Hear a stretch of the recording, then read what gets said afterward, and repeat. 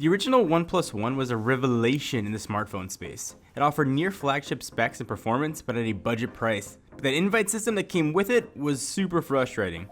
The OnePlus 2 was met with incredibly high expectations, but failed to live up to the promise of its predecessor. How'd it do on the third attempt? I'm John Rettinger from Techno Buffalo. Let's find out how good the OnePlus 3 is. I'll try and answer the question, would I buy it? So before sitting down and writing my notes for the OnePlus 3, I used it for 12 full days as my daily driver, so I really got to know it inside and out. Usually I like to slowly build up to my conclusion on phones, but honestly I just love the OnePlus 3 so much, I'm gonna just come out and say it. I straight up love this phone. It checks almost every flagship spec at a price of $400. OnePlus taken some heat in the past for subpar screens, but they righted the ship here. The 5.5-inch screen is still 1080p, but it's one of the better displays I've seen. It'd be hard pressed to see much of a difference versus a QHD display, but this trade-off is definitely worth it for the battery savings, with one giant caveat. If you plan on using your phone for VR, you'll definitely want the extra pixels. Colors are bright, blacks are black, it's just a good screen. While I miss the classic OnePlus Sandstone, I do like the new aluminum body of the 3. The bezels look almost non-existent, and oh do I love having a profile switcher on Android device. But in all fairness, I know I've been tough on Apple and HTC in the past for their antenna bands, and yes, those are here. And I've bagged on Samsung for their camera humps, and yep, this thing got humps too. So to be fair, let's just say it's a beautiful package with some room for improvement.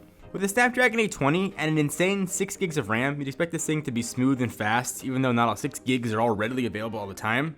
And the phone is obviously very fast. And just for a second, we acknowledge we live in a world where 6 gigabytes of RAM isn't a phone.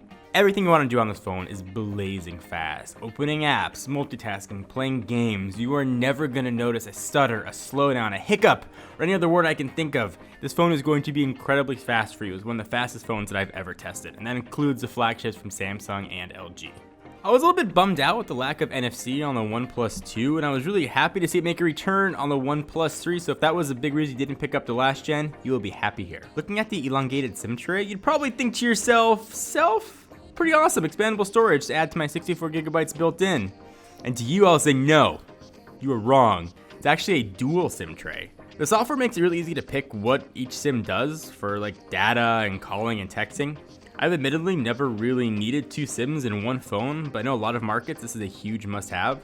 If this is important to you and you're on AT&T or T-Mobile, you'll be pretty happy.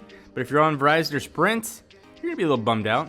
Looking at the software side of things, you'd think that it was mostly stock Android, but it's actually OnePlus's own Oxygen OS based on Marshmallow. It works really well and doesn't have much bloat. They've taken, let's just say, a lot of influence from other OEMs and added some features that are surprisingly useful. Like wave your hand over the screen, you'll see notifications. There's night mode here and more make this phone feel very cyanogen-ish. Which is not surprising considering the original OnePlus One used cyanogen. I really appreciated the built-in dark mode, the ability to change the on-screen buttons and capacitive ones and remap them to whatever you want.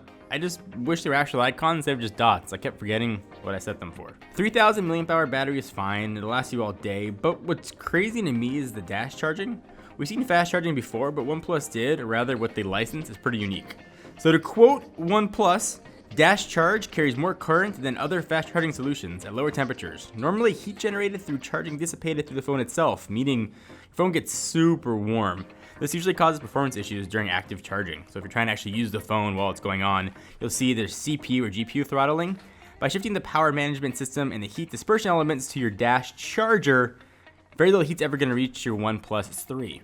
So what that means is you can still use your phone and still get the fast charging, but it also means you got to carry that dash charging brick around with you to get the benefit. So camera's a big deal for smartphones nowadays, and our own Ron Prita did a whole video comparing the camera on the OnePlus 3 to some of the best on the market. Watch it. But TLDR, or I guess in this case TLDW, the camera's really, really good. It holds its own against some of the best in the market. So the answer here should be super obvious from the beginning. Yes, I'd absolutely buy this phone. Not only would I buy this phone, I would buy this phone for everybody who wants to get a new phone. There's almost becoming no reason to spend more than $400 for a smartphone. There's very little sacrifice here at all. You're missing out on 2K, you're missing out on expandable storage and expandable memory, and the omission of waterproofing or some sort of water resistance is a big one. But if those things are not paramount to you, there's almost nothing to knock this phone for. It's well built, it's fast, the screen is good, battery life is solid, and it charges just stupid fast. In about 30 minutes, you get 67% charge on your phone. So for me, buying the One Plus is a no-brainer. In fact, I will be buying one to use as my daily phone. But what do you guys think about the OnePlus 3? Are any of those things I mentioned, big emissions, a reason for you not to buy it? Do you have to have water resistance? Do you need expandable storage? Do you need an expandable battery? I've heard people screaming for years, I want a flagship phone for a lower price. And if you've been in that camp, you have to expect some sort of sacrifices.